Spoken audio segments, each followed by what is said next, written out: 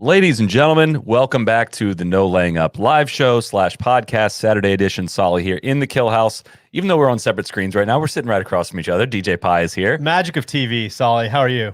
I am wonderful. We're going to get amped up here, but first, if I may ask for quiet on the tee, please. Sure. Absolutely. Absolute silence. Golf is the only sport that asks you to maintain a respectful silence one moment and makes you blast your way out of the sand the next moment. Sandy area, technically. Sandy area this week.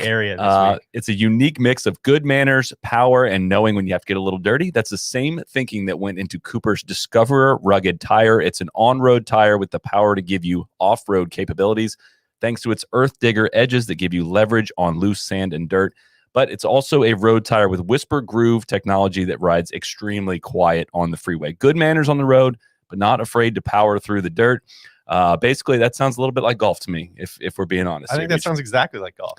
All Cooper tires are backed by a limited warranty, 45-day test drive warranty, and select products are backed by Treadwear mileage warranty, helping to give you confidence on the road. For complete product and warranty details, please visit coopertires.com or coopertires.ca. Go with the Coopers. Now we can make some noise. Huge day for tires out there, by the way. Phil's ball landed right behind that tire. As soon as that happened, I was like, that's perfect. We got Cooper tires lined up for tonight. What a fucking day, Oh, man. my God. I love this sport. We were kind of clowning on, more you than me, kind of clowning on the whole, like, it feels like Sunday thing, which I thought was honestly a shot at Louis more than anything. He's like, Louis missed that, like, 4-footer, and they're like, oh, it feels like Sunday. I was like, yeah, hell yeah. Louis gags these away all the time. They would never throw shade like that. And look at you opening up with a coverage take. No. What I was getting at was the more we got into those last couple holes, like, it really did feel like a Sunday. I think Porter said that on Twitter. Like, how good would that have been? Sign me up right now for exactly what we saw coming down the stretch. Phil's got to get that up and down to win the golf tournament. I mean, that's as good as it gets. That was the most fun Saturday I can remember since we started doing this podcast, I think, of a major. I mean, I'm sure there's probably, get in the comments and remind my ass of something I'm forgetting probably. But I remember when Tiger made obviously the Tiger Sunday at 2019 Masters, that's absurd. But when Tiger also made that run at Bellerive, that was a Sunday. That was earlier on in that day. I remember that being a complete thrill ride. But I mean, remember the Saturday when, was it 2010? I think, when Phil holed out at the Masters. Phil, yes. What did he hold out for eagle? He went 14? eagle birdie. Yeah, like that's the only thing I can put it up there with Saturday wise. Yeah, and he had the shot. I guess that was Sunday. Yeah, you're right. Yeah, that's probably up there. But that was before the podcast. That's my point. Right. Well, I'm even going beyond. Just a complete stripe show on his front nine. Went out in 32. I think he had an 18-hole stretch spanning back to yesterday that he played 10 under. And many people were wondering if that was sustainable. It turns out maybe not so much. He did let it leak a little bit down the stretch, which I'm sure we'll cover. But what's the image that sticks out to you from today? Honestly, it shouldn't be, but the shot on 13 wasn't great. I mean, if we're trying to be positive, I'd say it's got to be the shot into 2 was bananas. Just walking after it, like over the trees, knocking it up there to 8 feet or whatever. And into 3 out of the sand on number 3. Seriously, I mean, it was just that front nine was really, really special. It was, the shot on 13 reminded me of when we did your film room, and it was like, all you got to do is not go left. Only thing you can't do is go left. And he just duck hooks it straight into the water. We got to talk about that sequence. You want to start there?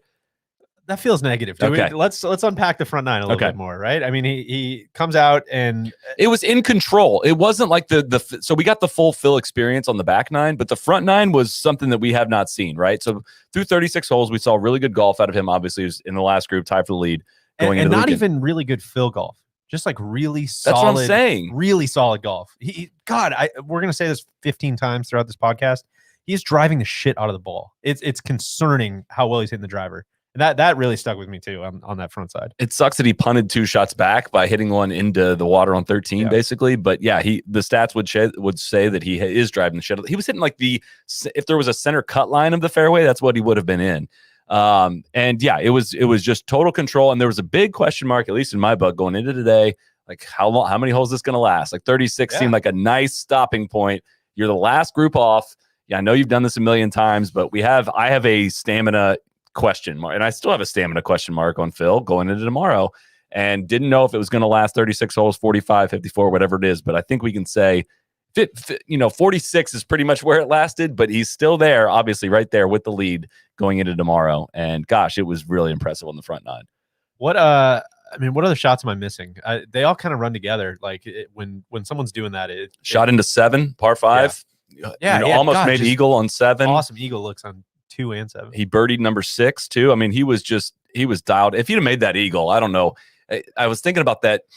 It would have been maybe the only GIF we could have used is the guy that rolled down the hill when he made that putt on 18 at Riviera. He started smacking the ground. That's what I felt watching it. Like it was. We almost did that. If he would have hold the bunker shot or the flop shot on 18, I think we both would have rolled off the couch and started banging the ground. How good is it to have like fan reaction back for that ball almost going in? Just like that. That is what major championship golf is all about. That today got my juices flowing. If you can't tell. Lane Shart's in the comments saying it's GIF, not GIF. Lane, fuck off. Shut up, Lane. Lane is Jinx guy. I just found that out on Twitter this week. I hate that. I didn't realize that. It'd have been worse if he was aged well guy. Speaking of aged well guy, speaking of all my whole crew on Twitter, big day for Where Did It Cross Twitter. I want to give a shout out to all those guys. So candidly, I was kind of right in the middle of my big Phil Twitter thread I was doing. So I was just furiously Google imaging, looking for photos, which we'll get to in a second. But run the people through the whole. As a representative of Where Did It Cross Twitter? Yeah, please go off here. 13th hole is, first of all, kind of a silly hole. Like you go across a bridge to basically what feels like somebody's backyard to tee off. Essentially 500 yards, usually into the wind. 481 today. Very narrow green side up there. There's water right in front of you, and if you're like Neil, when you hit this shot, you hit the reeds 5 feet in front of the tee box, and it somehow rises and covers everything and goes on land over there. I'm not bitter about that at all. And there's water that goes all down the right. And if you hit like a block or a pull in Phil's case, there's a chance you don't cover anything. And Louis hits like his little queef ball that he's been hitting now for a month now. And as soon as it goes in the water, Phil is like, oh yeah, that definitely crossed. And Phil then steps up to only thing you can't do is hit it in that. And he just dead pulls it, doesn't even really apex. And Phil stands on the tee and kind of wonders for a while. And, did it cross? And then finally just says, I don't think it crossed. And that felt like the right call. Yeah. Watching it. I mean, again, it's really important to know when you're watching this on television that even with a good aerial image from the blimp, angles are what they are. You don't know for sure. Like we can't know for sure. But if you compare the two images of the two shots from that blimp, they looked more similar than they did different. And Louis ends up taking a drop up in the fairway. And again, we're guessing on this stuff, right? So when your ball crosses a red line hazard or penalty area, you are deciding where it crossed, right? You can pretty much choose where you're going to pick. He chooses a spot right next to a sprinkler head that also gives him relief that gets out. Was it into the fairway? Did he get relief all the way into the fairway? Who could say? That I have a little bit of an issue with. Like, of all places it crossed right at that sprinkler head, then you get the relief. Like you're already taking a drop that I don't know. And where that red line was painted was pretty far up that hill. And CBS did not help matters when they said, it definitely crossed land right there. It's like, first of all, there's no definitely involved in this. I'm not saying it definitely didn't. But where that red line was painted was not, it may have crossed land, but that red line was way up that hill. And I don't know if I was, you could have consulted video on that. And I would have, rather. He probably is going off what Phil said. If Phil doesn't say that, I wonder what actually happens. But that whole sequence kind of stunk to me a little bit. Not to wave it off or anything, but as I said to you, we're also talking about Louis. He's going to give a bunch of shots back tomorrow on Sunday anyway. So I don't think we need to worry about it. You drop where, Louis, wherever you think, man, it looks good. Just anywhere up there is good with me. Yeah, that's good. That's what was it, Phil? Like his college match or USAM match or something like that. He gave his opponent like a 20-footer because he's like, I'm going to make this anyways. I needed the motivation or something like that. And then he made it. Yeah. Phil makes double. He hit a great shot in after that. Phil hit a lot of really good shots down the stretch. Didn't make anything. He gave it a run on 16. That would just barely miss. That might have been going off the green. The anti-Brooks putt. I mean, Brooks left that. What did he have? A 20-footer, 25-footer for birdie on 17. That was a 7 feet horrible putt. That was tough. Phil shot in 17 was unbelievably good. Just rock solid. And then both him and Brooks, like epic drives on 18. Holy shit. We're going to get Brooks and Phil. Horrible bogey by Brooks with an 8-iron in his hand, and just a really bad shot by Phil. Also, like, following that up. So that, you know, who knows, with the wind getting up a little bit tomorrow, those guys playing off each other, like, we're going to get there, I know, but like, I am so excited. Is the wind kind of softened a little bit today, came out of a different direction coming in. Was it a little more exciting? Dude, it was way more exciting. Okay, good. I think so. I mean, I think it's a good mix. Like, I think if it was like that all week, I think we would be begging for, hey, oh, fuck, this is not how this golf course is supposed to play. There's supposed to be so much more wind. Total crowning. Yeah. I can't imagine what the course setup boys would have had to say about that.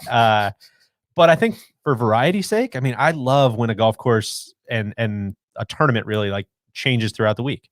Right. I think it's so cool when, like, we were saying this in the preview, it was so cool that the wind was going to switch later in the week, and, you know, you got to play those really hard holes with both winds. I mean, without getting too serious about, like, that's a proper examination of golf. Yes. Right.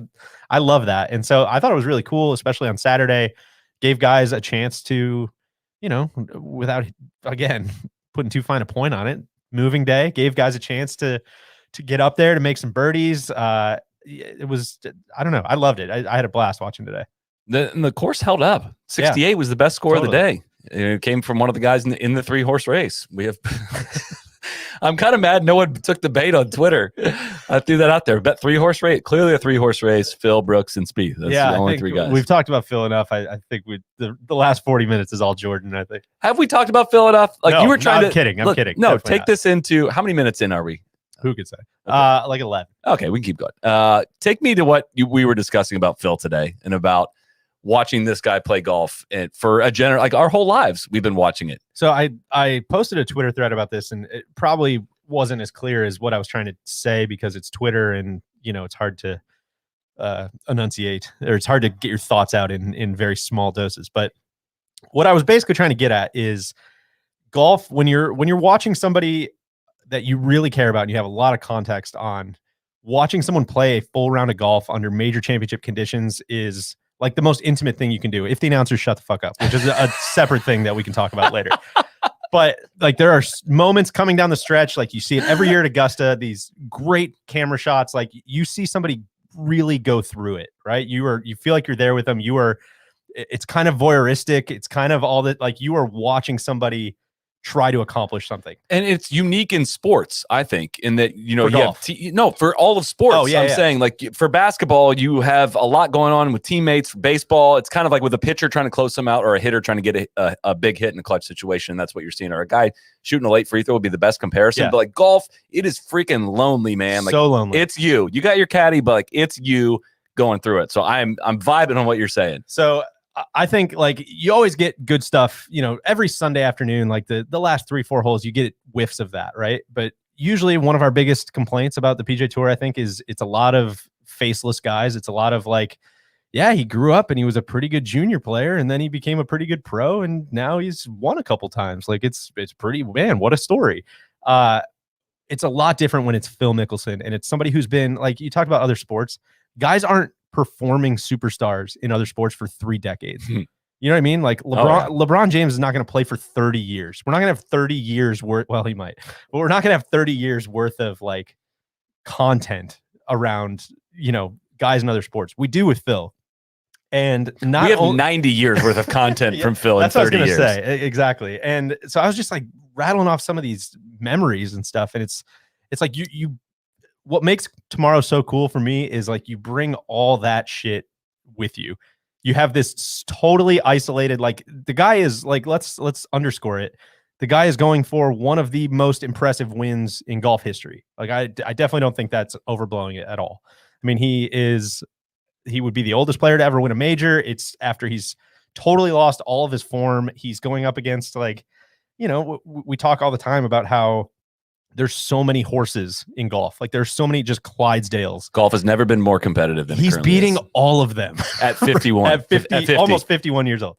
And the fact that we are, you know, we have in the back of our minds, we have the 2004 Masters, we have the 2010 Masters when Amy had cancer, we have him waving to the boat at Whistling Straits, we have him sliding down the hill at Whistling Straits, we have the FBI waiting to question him about insider trading at Firestone. 2013 Open at Muirfield. We have him and Tiger as singles partners at the 2006, whatever. We have him winning as an amateur on the PGA Tour. We have the putt at Hazeltine on the 18th green against Sergio in 2016. Him lighting up Tom Watson in a press conference. We have him starting a coffee line. We have him wearing a dress shirt during competition at the Masters. We have and in Florida in May. Yes.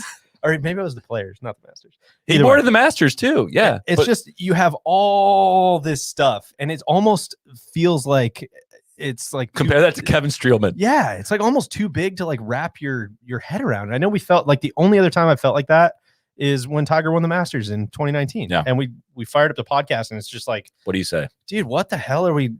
This is too big. It's hard to talk about. And I think, maybe Phil's just a little less than that, context wise, but it's just crazy. It's wild. And then you've got, on top of all that, you've got, we don't have to give this too much billing, but all the Saudi Arabia stuff, hovering around as well is dude, in the next couple months, he might totally commit to this Saudi, to go finish his career in Saudi Arabia. And does that matter? Do you separate the things? Do you not need to separate the things? So I just can't think of a more compelling round of golf, which is why I'm just so desperate and I really hope he doesn't go start bogey double and he's out of it after 3 holes. I can't. Someday, I will legit be gardening or mowing the lawn or something. Just be like, God, Tom Watson, man, you should have just made that putt. Yes. It bothers me still almost 100%. over 10 years later, and I don't want that out of tomorrow. And I think he might not win, but I don't want it to be I don't want him to, bogey 18 to go into a playoff and then lose or something like that. I know I won't be able to handle that. And it's just, I don't know. You also start thinking obviously you and I are about the same age and our early-ish 30s, mid 30s. And we didn't have all of that context with Tom Watson, but a lot of people did. Right. And so I would think for the generation, 2 generations, 3 generations above us, that had to feel very similar going into that Sunday at Turnberry. Right. And so I don't know that I'm kind of at a loss for words. I'm not at a loss for words because I've been rambling for 5 minutes, but it's just, I don't know how else to say. I'm extremely excited, man. I can't wait for tomorrow. And I'm totally fine with this. My laughter at Big Randy for him picking Phil to top 40 may live in infamy, and I'm okay with that. But that's the thing is top 40 is not guaranteed. Because look at who we're talking about. This could just as easily in 5 years could just as easily be one of those things. Yeah, remember when he shot 86 in the final round and he lost 15 balls?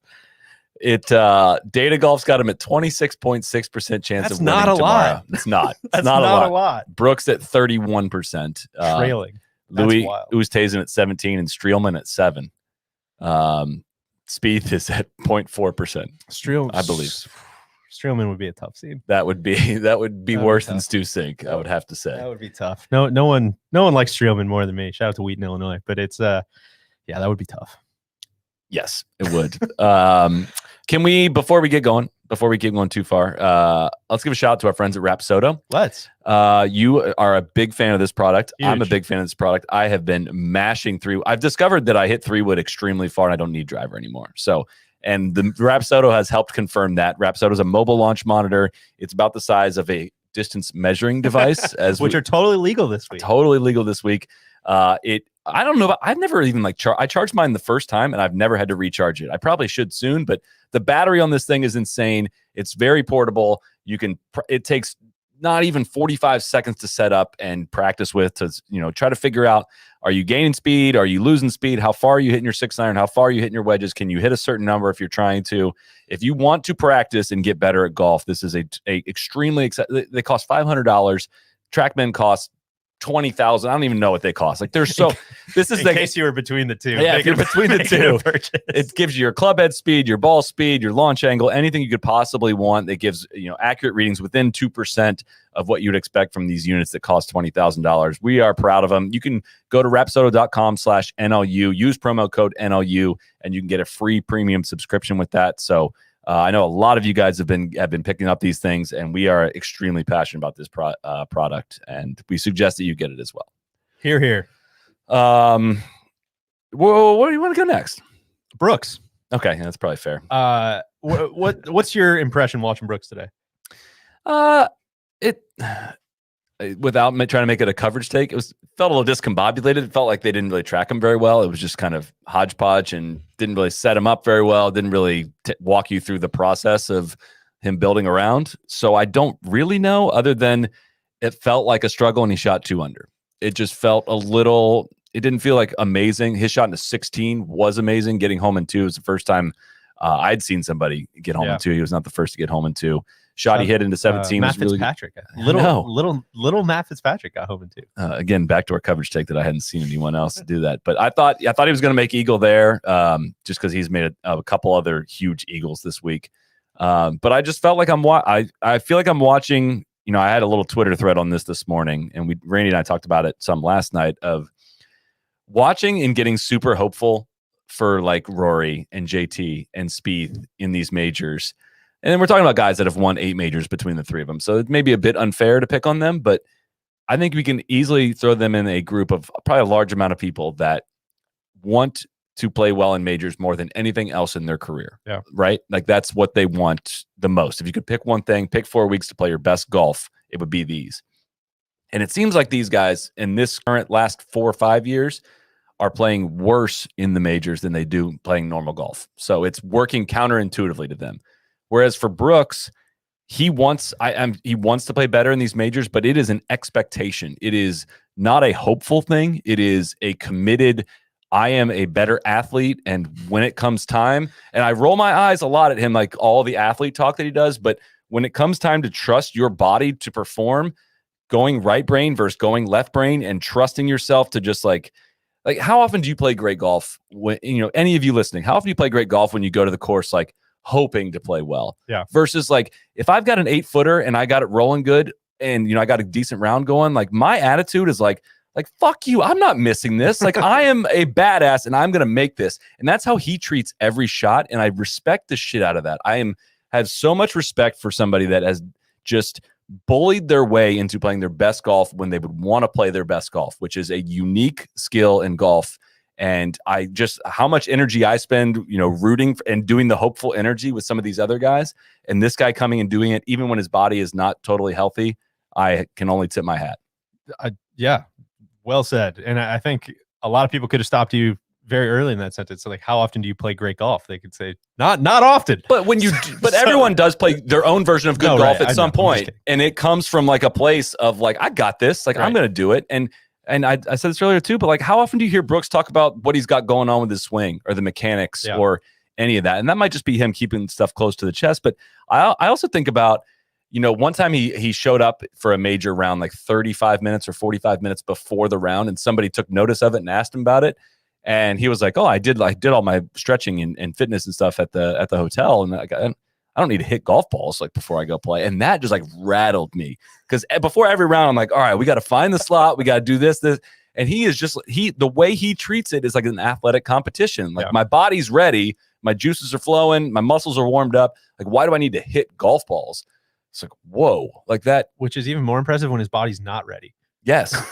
And he's playing, you know, with the knee injury this week. It's just, I totally agree. I think that's extremely well said. And I think I don't know. I'm going to figure this take out as it comes out of my mouth. But I think it's weird that when you look at the game, and maybe this is just, you know, because there's only 4 majors a year and, you know, perceptions change really slowly in golf.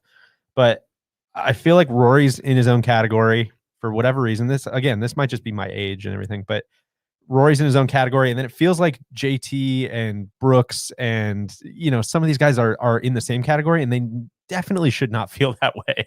You know what I mean? Like Brooks, I feel like we say it on the podcast all the time, but Brooks is by so far in his own category. And like, he's that dude. Yes. And tomorrow we have a chance to watch him. Like, I mean, Data Golf says this is the likely outcome, and I would have to agree probably, you know, despite what my emotions and romanticism would like to see, is like Brooks has a chance to go put a bullet in Phil Mickelson and tie his career major record tomorrow. Phil Mickelson. At age 31. And it's he's the favorite at plus 150. Phil's plus 275. It's not talked about enough. And I hate when people who talk for a living say that something's not talked about enough. So it's pointing right back at myself there. Like you couldn't, even coming into tonight, it took us 16 minutes or however many to get to Brooks. Like I fall for it every single day. Phil's a bit of an outlier story. Yeah, Phil it does kind of ruin it. But I don't know. It is something I've thought a lot about. And I think if he had a more approachable personality, we would have the same affection for him that we do the Rorys and JTs and whatnot. But he doesn't let you in that same way. Doesn't ever appear vulnerable in any way. And so I don't feel the golf world rooting for him in that way. Not to say people root against him, but it's just something I've tussled with. I don't have an emotional tie to his success. I don't have a personal tie to his success, yet I have tremendous respect for the greatest major champion of the last.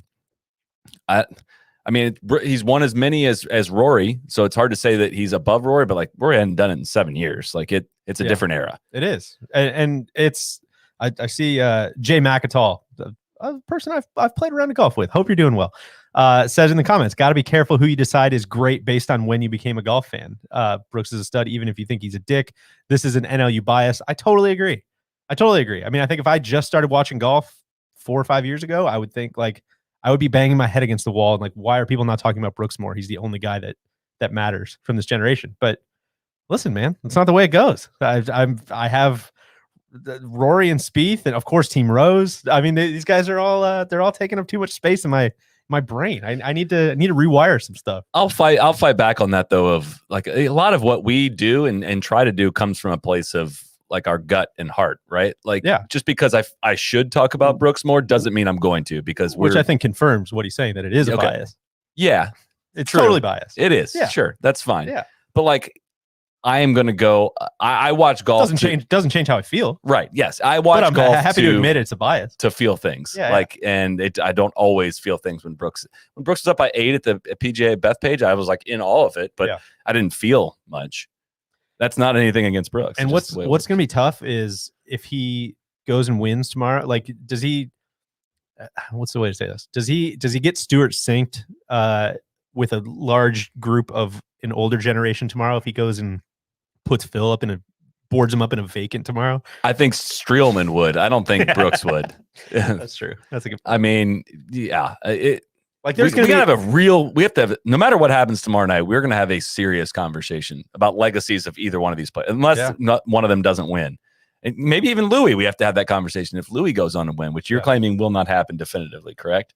I mean, are you really to wish the DJ Pie / Solly / Randy Big Memorial? Absolutely. There's who will not win. There's no consequences to any of these takes. So yeah, I'll double down. Phil's not going to top 40 either, Big Randy.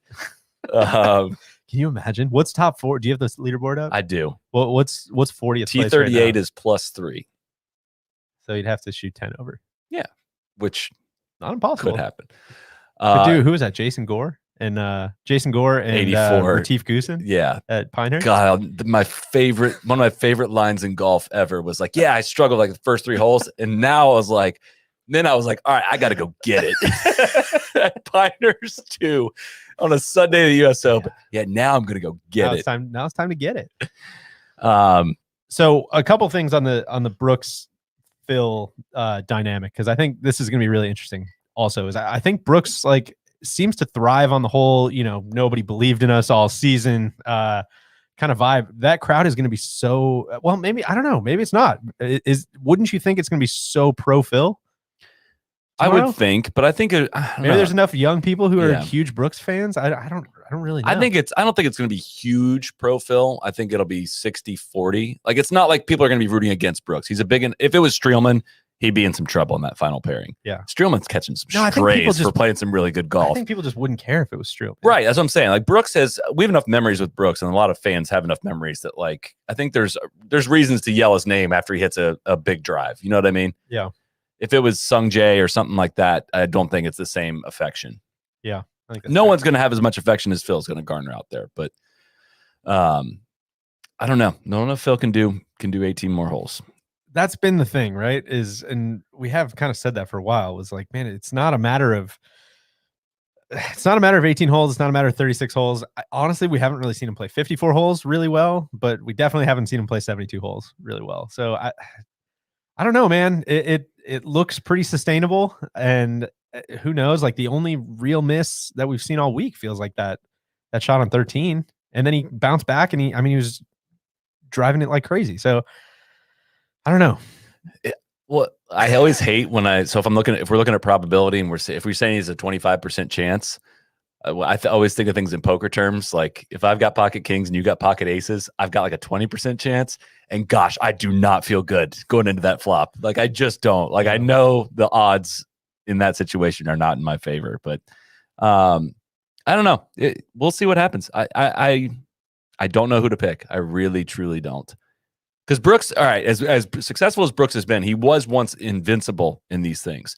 And since he won his fourth, he has had to deal with a little bit of his first adversity in majors. Big Randy was way out in front of this. Ever since he won at Bethpage, he hasn't been the same. I think there was big scar tissue from winning. That was my thing. Or maybe that was you. No, Sunday, he has not played the same golf in majors since that back nine on Sunday. Remember how rattled he was? And that's totally rattled. That's kind of what I'm getting at is like that crowd.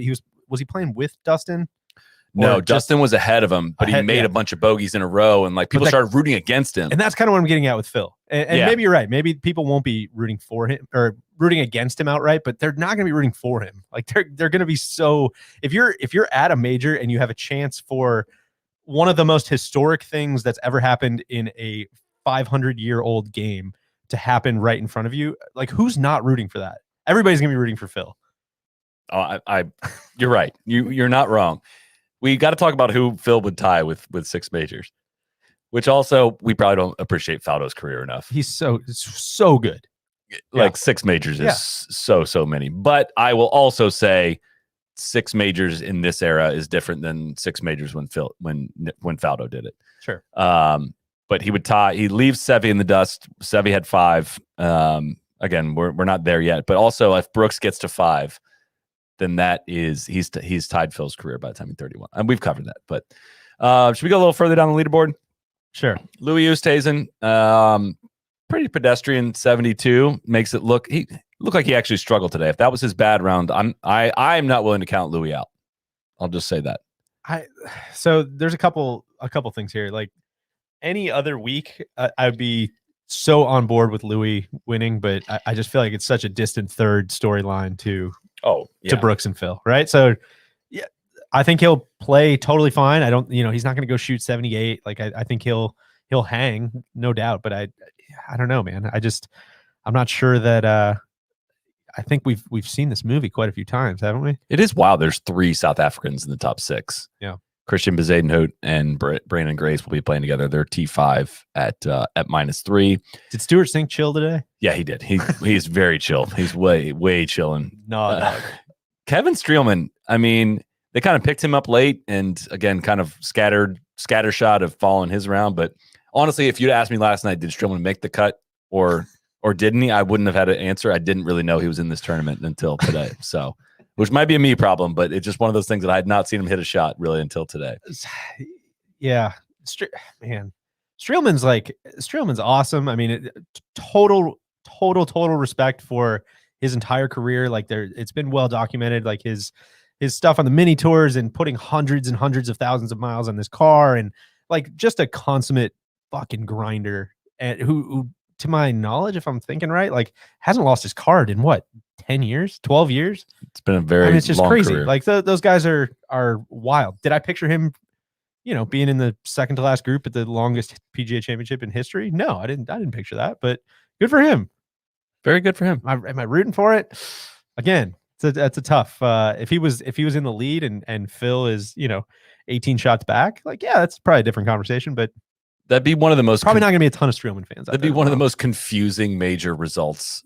Like, honestly, in modern history, right? If between those two, between Phil and Brooks and Louis, who has had unbelievable major success as well, if Streelman won that, he's 3 top 25s in his career in majors, no top 10s. There's a case to be made. Again, shout out to one of Big Randy's best takes ever that Tiger never should have won the 2019 Masters. He should have just scooped his tap in and walked off, retired from the game. Many people say that. Yeah. There's a case to be made if Streelman has a putt to get into a playoff with Phil. Just let it go. Maybe just scoop it. Do the right thing.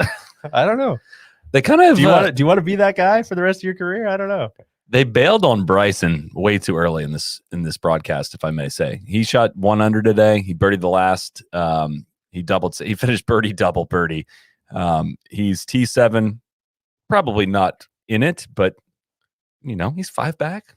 It's not dead. Totally not dead. Well, dude, I mean, you saw it on 13 with Phil. Like somebody in that top. I mean, one of those two guys is going to make a double tomorrow, right? Yeah. I mean, it can happen really, really quickly. That's the whole point of this golf course. And Bryson, this is again just a model of like, does it feel like everything went Bryson's way this week, or did he got as much out of his game as he could? Does it seem like a place that fits Bryson's game at all? A little bit. Maybe if he's hitting a lot of like less than driver and just kind of playing for position. Like he talked about a ton of that coming into the week, which I thought was really smart and interesting. Like, yeah, this is not, Bethpage or Bellerive. Like this is, I got to be super, super, super patient and just kind of almost not plot his way around. I mean, obviously distance is still an advantage, but like, it's not like the close your eyes and swing as hard as you can, which is so impressive about Phil. Yeah. Because that's basically what he's doing. And he's hitting the middle of every fairway. But yeah, Bryson, it feels like he's left a lot out there, and I'm saying this as an endorsement as to what he's done with his game, right? And that his floor has raised so much. Yeah. And that if you can bring your B- game to a major and be T7 going into Sunday, like you got to salute that. You got to appreciate that. And it's what we don't see from Rory and JT, 100%, Xander and Cantlay and Patrick Reed and really like all the other guys in that generation. And you see it from Brooks and you see it from Bryson. And sometimes you see it from Spieth, but not really. But to that point, like those guys have done that at points in their career. And Bryson's in the early part of, consistently being around in major championships. Yeah. But currently, if we're talking last year, I mean, this guy has done it frequently. Yeah. So the other thing, Augusta. I again, there's another take that's being thought out as it comes out, but I feel like a good, maybe it's just because of the coaches and the friendship and all that stuff, but Brooks and DJ always feel like they're kind of in the same category. And think about how far in Brooks's dust DJ is going to end up if he wins tomorrow. You know what I mean? 5 majors to 1 is just, it just makes it. Oh, 2. Sorry. But still 5 to 2 is like, damn, man, that has massive underperformer like kind of written all over it. That reminds me of what Rory said way back in, I think 2016 on the podcast, when he said, talking about his rivals and other competition, he said, Jason Day, DJ at the time only had 1 major. These guys, they need 3 more majors to get to me. I need 3 more to reach Arnold Palmer. Yeah. Of course, we're still sitting here and he needs 3 more to get to Arnold Palmer. But yeah, the gap. That quote still holds up. The gap, but not quite, because DJ's got 2 now. But he's got like 1.5 with the. That's true. With the fake November Masters. Yeah. Ready for Spieth? Did we hold off long enough? Yeah, I didn't see anything. I was deep in fixing a toilet today, which is a pretty good metaphor for Spieth's round from what I saw on the leaderboard. I woke up to do every shot like I always do, and I forget which holes. He birdied 3, birdied 5, but there were some lip outs in there. He missed a shorty. I think he missed a shorty for birdie on 7. I was like, honey, I got to go to the gym. Like, I got to go do something. I can't sit here. Like, I can't watch this anymore. So there's a drill I love to do when I'm kind of struggling with putting, and I will, depending on what length I want to practice, but I'll put tees on the side of the hole, like maybe 3 inches on both sides, maybe a little more if I'm further away. And just the drill is to get it through the tees. If it goes in the hole, great, but I'm practicing getting something to the hole and watching it go through those tees, and you'll be surprised how much you'll make and how much better you'll hit the putt. If he was doing that drill in this golf course, he would be hitting 98% of the balls through the tees. And it's not like everything's lipping out. It's like kind of glancing over the edge, but like he's hitting putts that just keep going by on high side, low side, whatever it is. And it's so frustrating just to not get rewarded for any of that. He's not hit it amazingly. It's not like, he's wasted one of the great ball striking weeks of his life or career, but the dude is 77th out of 81 guys in strokes gained putting. And he's sitting there at even par at T13. He's hitting it. It seems like he's hitting. I mean, it kind of reminds you of Augusta a little bit, right? Where it seems like he's hitting it good enough. I mean, he was hitting it a lot better at the Masters, but he's hitting it good enough to be there where he should be there the last 4 holes. And then like, who knows what happens from there. Right. And it's frustrating that he's not. I know he holed a couple from off the green today, so that is counted in the strokes gained around the green, which he was number 1 in today. He gained. What's he at? Even? He's at even right now. 7 back. Yeah, largest come from behind margin in PGA Championship history. 7 shots, and he was been done before. There's precedent. He was 9 back going to the 2018 Masters when he ran down Reed and then bogeyed 18, which I still never forgive that branch. So. If it was anyone else, obviously we're spending time talking about it because he is prone to doing some wild shit. And it's not, out of the realm of possibility. It is out of the realm of expectation, of course, but who knows? Something crazy could happen tomorrow. Well, so go through the top of that leaderboard one more time if you got it pulled up. So we have Phil, who is -7, prone to be like, he doesn't look like he will be, but definitely can't discount the fact that he's 51. He's notoriously one of the most errant drivers in the history of golf, on a golf course where you can like shoot yourself in the face very, very quickly. We have Brooks, who has a bad knee, who like looks very rock solid, and you wouldn't think his ball striking would drop off, but who knows? We have Louis, he's at what, 5? He's at 5. Yep. Who is, probably pretty solid. I can't imagine he's going to shoot worse than 73, 74. Who could say? And Streelman, who knows? Who do we got behind that? Streelman's at 4, then Bezadenhout and Grace are at 3. Both fairly not unknown quantities, but neither of them are guaranteed 71 tomorrow. You got a very Brooks thing going on where you just go down the leaderboard and be like, not many guys up there have won one.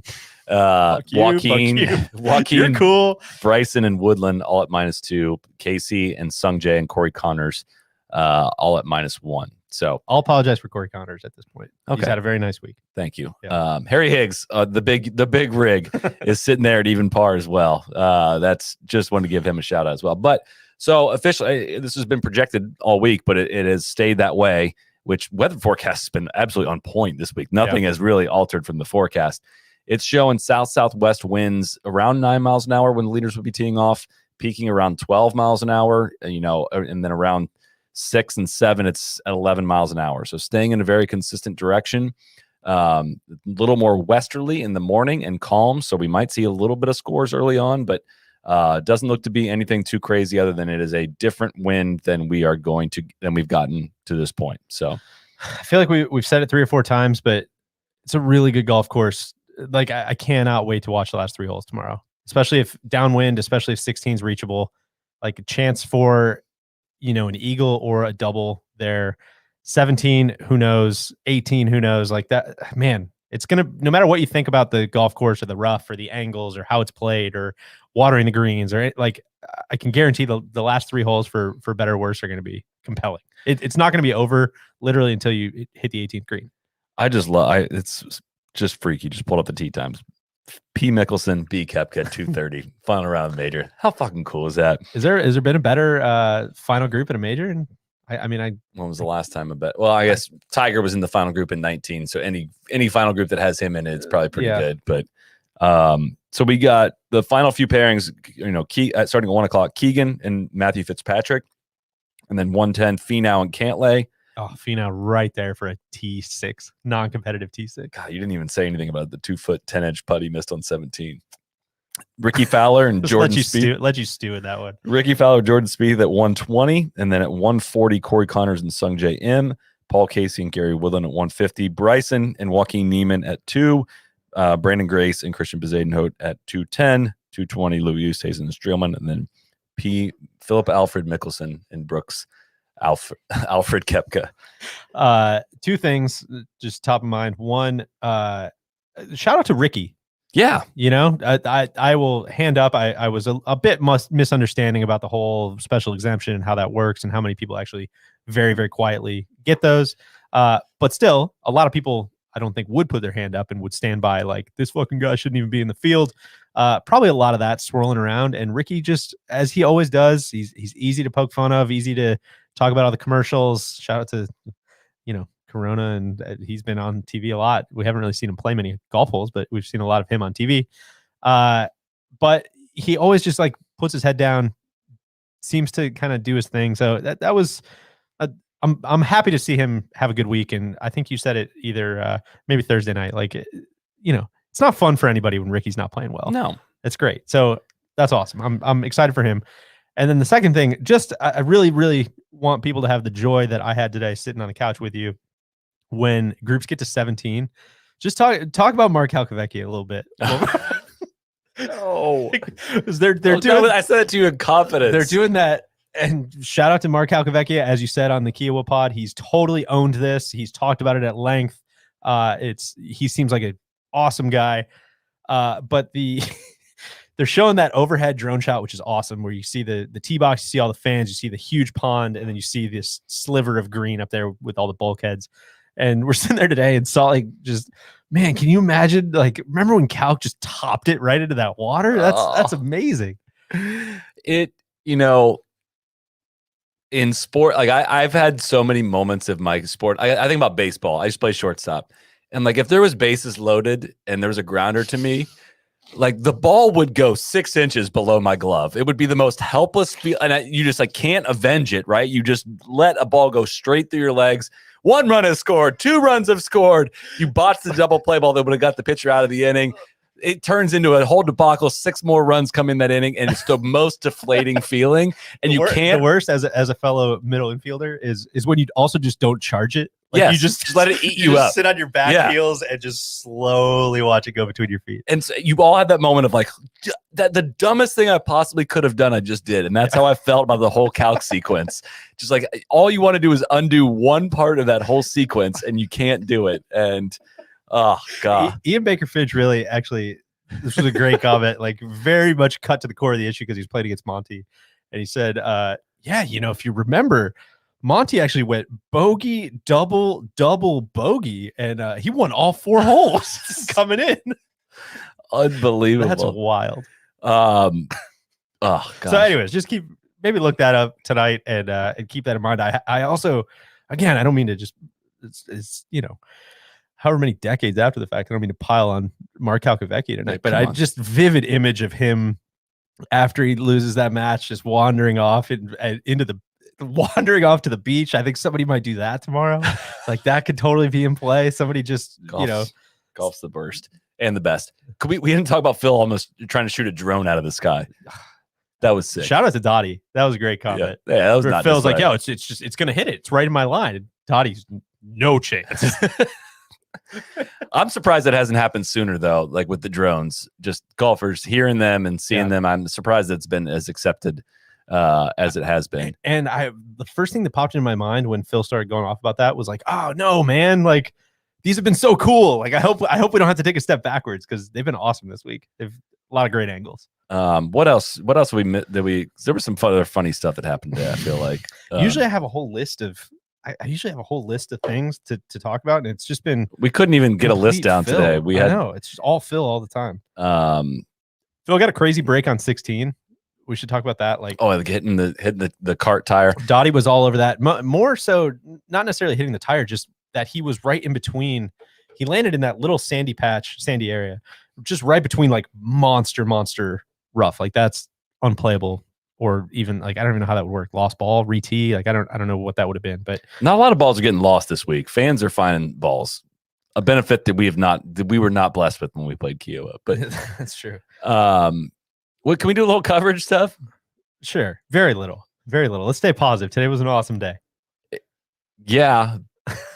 I got 2 things. I'll try to cut to the core as fast as I can. Just an onslaught, drive-by shooting of commercials, which, as we've said many times, is not CBS's fault. That goes to the PGA of America. But it's just every time, like to put a very specific instance, Phil blows it way right on 16. You don't know where the ball is. You're watching this guy. Like, this is kind of what I was trying to talk about earlier, where, you're watching this like hugely intimate moment, right? You've got these epic cameras out there. You're watching this guy who, has been the most relatable golfer in the history of golf the last 30 years. The guy that every weekend like hacker is like, oh my God, that's me, man. I always, whenever I'm in contention or whenever I'm playing well, I always blow one off the planet. That's what people love about Phil, right? And he does that on 16. And instead of like having this awesome moment where you build up the drama, oh my God, where's the ball? What's going on? Oh God, Brooks just made birdie. Like where you're following Phil up this fairway and just letting it develop. It's just, it's cuts to commercial. And it's that over and over and over and over and over and over and over and every, important moment. So that sucks. 2, and I think they'll, I think whatever, they'll do a good job of this tomorrow, but like, just be quiet, man. Just lay out. Like, again, Phil, do less. You had an awesome shot of him walking up 17. You've got the most famous hole on the golf course. You've got fans going fucking bananas. You've got this, $85 million 8K camera that you have following him. You've got all this stuff. The sun's going down. It's beautiful. And like, you don't need to tell me like, and there's Phil, he's walking slowly. He's got it, man. What a cool walk. It's like, dude, just let it be. Let us watch, which Nance, I think, does a great job. Yes. The imagery is powerful. It's a beautiful golf course. It's a really fun setting, and let the crowd drive things, right? Like, and don't tell us things that are on the screen in those moments. Yeah. You don't. Ian Baker Finch literally said that there's Phil going for a nice stroll around. Like, oh my God, we can see that. Like, come on. A lot of people. Sorry, go ahead. Oh, just gonna say, like, to your point on the commercial load, they got it. It leads them to get so far behind, and that matters because then they just cut out anything that's not consequential. They cut out, which is part of the experience. Like when you cut out 5 of Streelman's shots and then you show him putting from 18 feet for birdie, I know it's going in. Yeah. Like it becomes a highlight show and not you're not covering a sporting event. You're highlighting things that have already happened. And if you're following any feature group stuff at all or stat tracker, like, you then learn, your mind gets trained to be like, all right, what is actually going on in the tournament, right? Because what they're showing me is not live. Yeah. And maybe that's just me, but it was a struggle today. I hope they really had way more commercials today than they're going to have tomorrow, because that was it doesn't seem likely, but maybe. I don't know. Weren't things supposed to be different for the majors? Like it again, just, I know. We need to bang on the PGA of America for that. That's not CBS. They're not showing any more commercials than they need to, right? I mean, they're doing their own special, watch this on CBS on Wednesday night or whatever promos, but it sucks. It kills all the flow. A lot of people in the comments writing for Colt Knost. I'll second that. I think he's great. He's been awesome. He's been really good. And it's just, it's not really it's not the analysis. It's not that stuff. It's just, just man, too many commercials and just chill, just lay out a little bit and give me some excitement. Like, make me feel the emotion of this thing. It's emotional. Like that's what ESPN does. Which I think you do. The best way you do that is like, yes, natural sound. Yes. Just like letting the fans, yes, hearing from the fans. But anyways, what else you got? I'm trying to flip through some questions. We didn't get to a lot of specific questions. I think we do always appreciate you sending in your questions, but it's hard. It helps inform the show. I can't always read them verbatim on here, but I think we've covered most of it. But I feel like as soon as we hang up here, a lot of people shouting out Lisa Loeb. Looks great after 20 years in the Geico commercials. You say.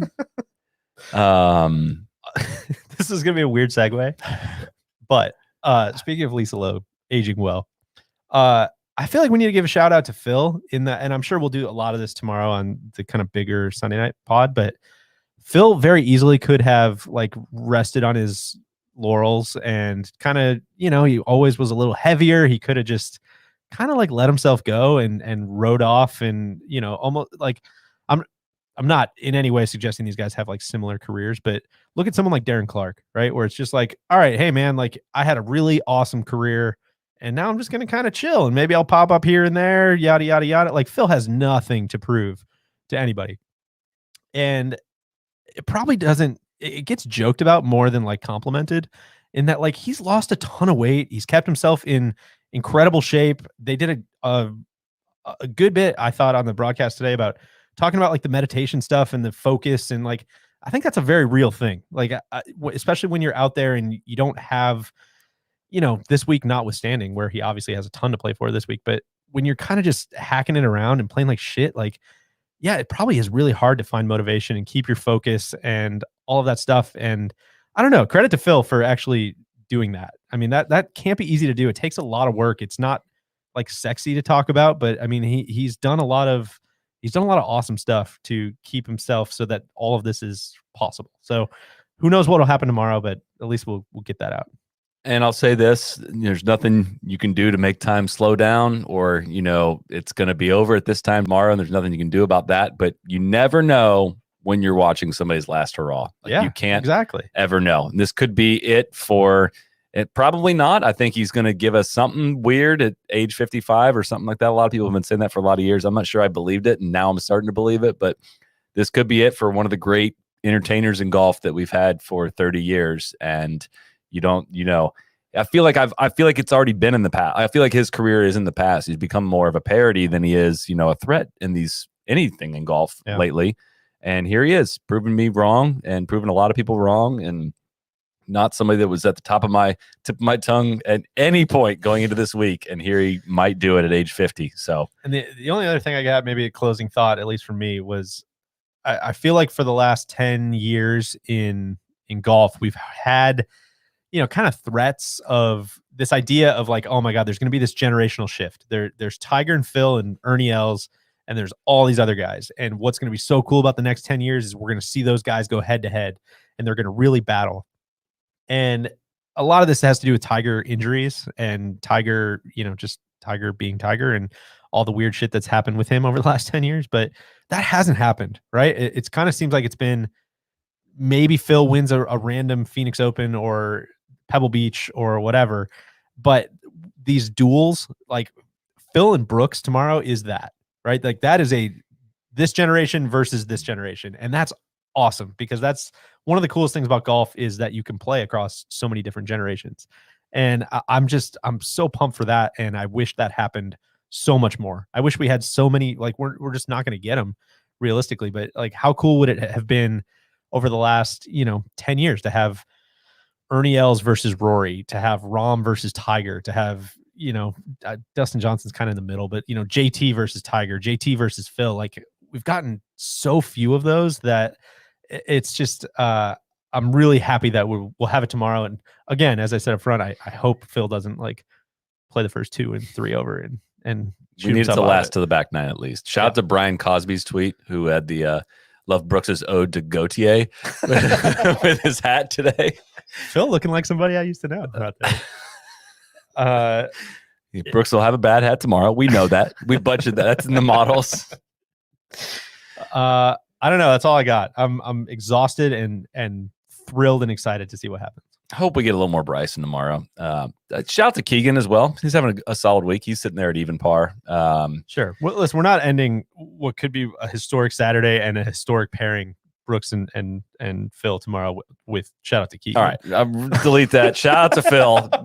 Great playing, Phil. Cannot wait to see what happens tomorrow. Let's go get some food and some sleep and just strap in for hopefully one of the great finishes in major championship in our lifetimes in major championships.